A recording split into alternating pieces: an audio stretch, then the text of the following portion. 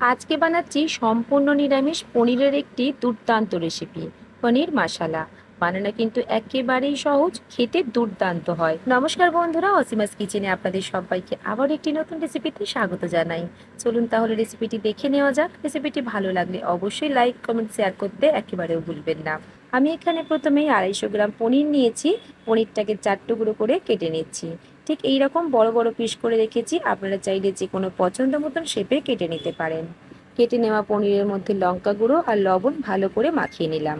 এইভাবে ম্যারিনেট করে কিছুক্ষণ রেখে দেব। ততক্ষণে একটা মশলা তৈরি করে নিচ্ছি। একটু বড় সাইজের টমেটো দুটো টুকরো করে নিয়েছি, 1.5 ইঞ্চ পরিমাণে আদা নিয়েছি, দুটো কাঁচা লঙ্কা আর 7-8টা পরিমাণে কাজু বাদাম মিহি করে পেস্ট করে নিচ্ছি। এই পনির মশলাটা বানাতে কিন্তু বিশেষ কিছু মশলার প্রয়োজন পড়বে না, অথচ স্বাদ হবে দুর্দান্ত। লুচি, রুটি, পরোটা, প্লেন রাইস, ফ্রাইড রাইস এবং পোলাওর সাথে খেতে কিন্তু দুর্দান্ত লাগে। এবার পনিরগুলোকে আমি হালকা করে ভেজে নেব। তার জন্য ফ্রাই প্যানের মধ্যে 2 টেবিল চামচ পরিমাণে সাদা তেল নিয়েছি। পনিরগুলোকে এবার উল্টে পাল্টে একটু হালকা করে ভেজে নিতে হবে, খুব বেশি লাল করে ভাজবো না। পনিরগুলোকে দেখুন ঠিক এইভাবে হালকা করে আমি ভেজে একটা অন্য পাত্রের মধ্যে তুলে নিচ্ছি। আবার একটা কড়াইয়ের মধ্যে নিয়ে নিচ্ছি 2 টেবিল চামচ পরিমাণে সাদা তেল। আর যে মশলাটা আমি তৈরি করেছিলাম সেই মশলাটা আমি এখানে সম্পূর্ণ নিয়ে নিলাম। গ্যাসের আঁচটা মিডিয়াম করে একটু নাড়াচাড়া করে কষিয়ে নিতে হবে মশলাটাকে। এবার দিয়ে দিচ্ছি রঙের জন্য এখানে কাশ্মীরি লাল লঙ্কার গুঁড়ো 1 চামচ, স্বাদ মতন লবণ। একবার সব কিছুকে আবারও ভালো করে মিশিয়ে নিতে হবে। একবার এইভাবে পনির মশলা বানিয়ে খেয়ে দেখতে পারেন। রাতে রুটির সাথে কিংবা লুচি পরোটার সাথে খেতে দুর্দান্ত লাগবে।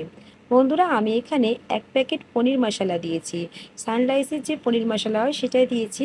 কোনো কারণে এখানে ভিডিওটা আমি স্কিপ করে গেছি, তার জন্য ক্ষমা করবেন। পনির মশলা বানানোর জন্য ঘরে থাকা বিশেষ কিছু মশলা দিতে লাগবে না। 1 প্যাকেট যদি পনির মশলা এনে দিয়ে দেন তাহলেই কিন্তু খেতে ভীষণ ভালো লাগবে।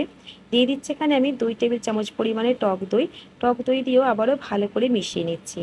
টক দই থেকে দেখবেন খুব সুন্দরভাবে এবার তেলটা রিলিজ করে যাবে। খুব কম তেলে কিন্তু বন্ধুরা রেসিপিটি তৈরি হয়ে যাবে। দইয়ের কারণে এবং কাজু বাদামের কারণে কিন্তু এখান থেকে সুন্দরভাবে তেলটা রিলিজ করে আসবে। আর এই রেসিপিটি বানাতে কিন্তু বন্ধুরা খুব একটা বেশি তেলের প্রয়োজন পড়ে না। মশলা ভালোভাবে কষানো হয়ে গেছে। দিয়ে দিচ্ছি কিছুটা কাসুরি মেথি, একটু হাতে করে ঘষে দিয়ে দিয়েছিলাম। আর দিলাম ছোট চামচের 1 চামচ চিনি। যে কোনো নিরামিষ রেসিপিতে স্বাদটা ব্যালেন্স করতে অবশ্যই একটু চিনি ব্যবহার করবেন। এবার ভেজে রাখা পনির দিয়ে দিয়েছি। পনিরটাকে দিয়েও হালকা হাতে একটু নাড়াচাড়া করে নিতে হবে। গ্যাসের আঁচ কিন্তু মিডিয়াম করেই রেখেছি।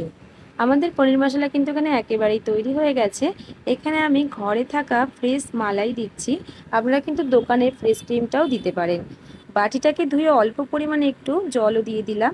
আর দিয়ে দিচ্ছি এখানে বেশ কিছুটা কুচনো ধনেপাতা। একবার এইভাবে পনির মশলা বানিয়ে খেয়ে দেখতে পারেন, খেতে দুর্দান্ত হয়। ভাত, রুটি, লুচি, পোলাও সব কিছুর সাথে খেতে অসাধারণ লাগে। বন্ধুরা, তাহলে আমার রেসিপিটি আপনাদের কেমন লাগলো অবশ্যই কমেন্টে জানাবেন। যদি ভালো লাগে চ্যানেলটিকে সাবস্ক্রাইব করে নেবেন। আর যদি ভিডিওটি আমার ফেসবুক পেজ থেকে দেখে থাকেন, পেজটিকে অবশ্যই ফলো করে নেবেন। আজকের মতন তাহলে আসি, আবারও দেখা হচ্ছে অন্য কোনো রেসিপির সাথে। ভালো থাকবেন, সুস্থ থাকবেন।